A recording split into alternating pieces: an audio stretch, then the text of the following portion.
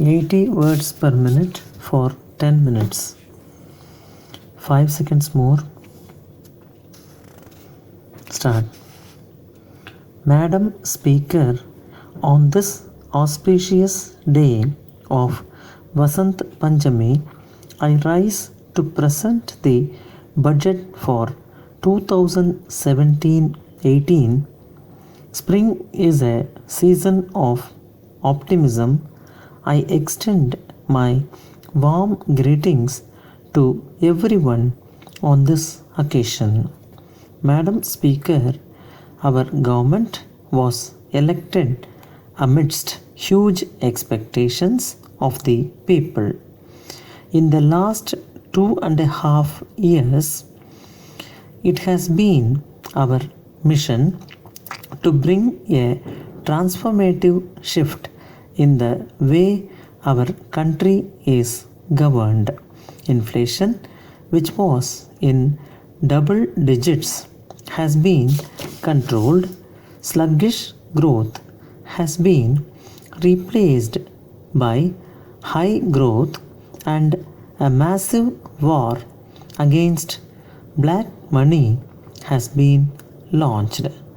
We shall continue to undertake many more measures to ensure that the fruits of growth reach the farmers, the workers, the poor, the scheduled castes and scheduled tribes, women, and other vulnerable sections of our society. Our focus will be on energizing our youth to reap the benefits of growth and employment. There are, however, three major challenges for emerging economies. First, the current monetary policy stance of the US Federal Reserve to increase the policy rates more than once in 2017 may lead to lower capital inflows and higher outflows from the emerging economies. Second, the uncertainty around commodity prices, especially that of crude oil, has implications for the fiscal situation of emerging economies. It is, however, expected that increase, if any, in oil prices would get tempered by quick response from producers of shale gas and oil. This would have a sobering impact on prices of crude and petroleum. Third, in several parts of the world, there are signs of increasing retreat from globalization of goods, services, and people as pressures for protectionism are building up.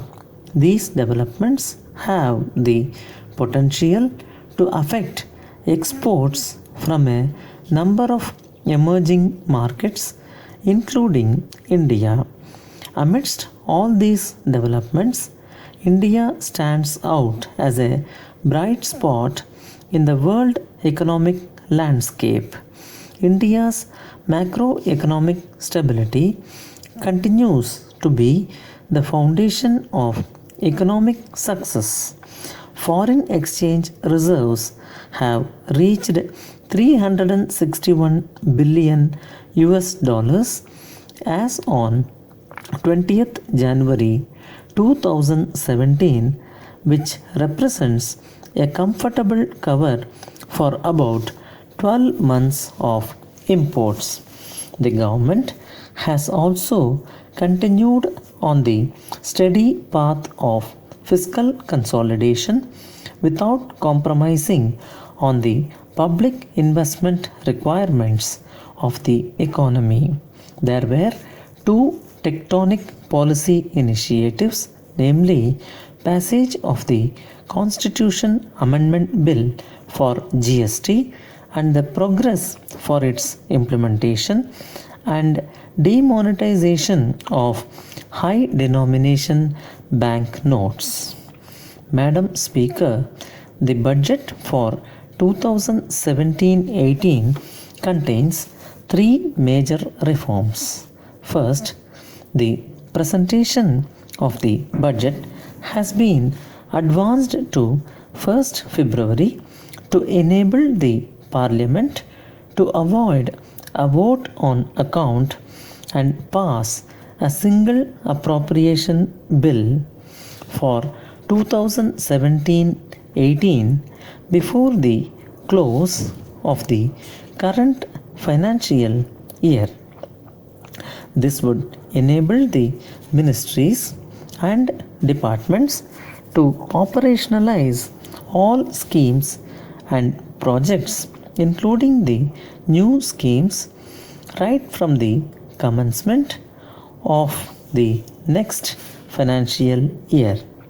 Second, the merger of the Railways budget with the general budget is a historic step. We have discontinued the colonial practice prevalent since 1924. This decision brings the railways to the center stage of government's fiscal policy and would facilitate multimodal transport planning between railways, highways, and inland waterways. The functional autonomy of railways will, however, continue. Third, we have done away with the plan and non-plan classification of expenditure. This will give us a holistic view of allocations for sectors and ministries. This would facilitate optimal allocation of resources. I propose to present my budget proposals under 10 distinct themes to foster this broad agenda, which include farmers, for whom we have committed to double the income in 5 years, providing employment and basic infrastructure to rural population, energizing youth through education, skills and jobs, strengthening the systems of social security, healthcare and affordable housing for poor and the underprivileged, infrastructure for efficiency, productivity and quality of life, growth and stability of financial sector through stronger institutions, digital economy for speed, accountability and transparency, effective governance and efficient service delivery through people's participation, prudent fiscal management to ensure optimum employment of resources and preserve fiscal stability, and honoring the honest through proper tax administration. Our defense forces keep the country safe from both external and internal threats.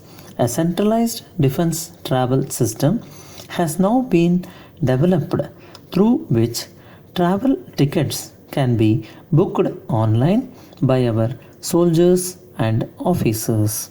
In the recent past, there have been instances of big time offenders, including economic offenders, fleeing the country to escape the reach of law. Government is therefore considering introduction of legislative changes or even a new law to confiscate the assets of such persons located within the country till they submit to the jurisdiction of the appropriate legal forum. India's tax to GDP ratio is very low, and the proportion of direct tax to indirect tax is not optimal from the viewpoint of social justice. From the figures, we can conclude that we are largely a tax non compliant society.